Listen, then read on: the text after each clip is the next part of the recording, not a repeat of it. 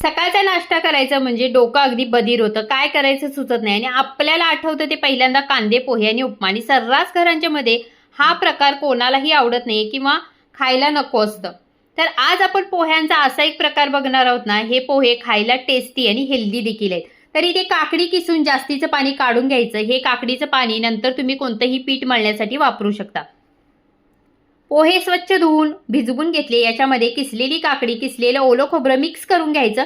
कढईमध्ये फोडणीसाठी तेल घालून याच्यामध्ये जिरं, मोहरी, चणा डाळ, उडीद डाळ, शेंगदाणे चांगले परतून घ्यायचे. आता याच्यामध्ये कट केलेली हिरवी मिरची, एक सुकी लाल मिरची, कढीपत्ता घालून परतून घ्यायचं.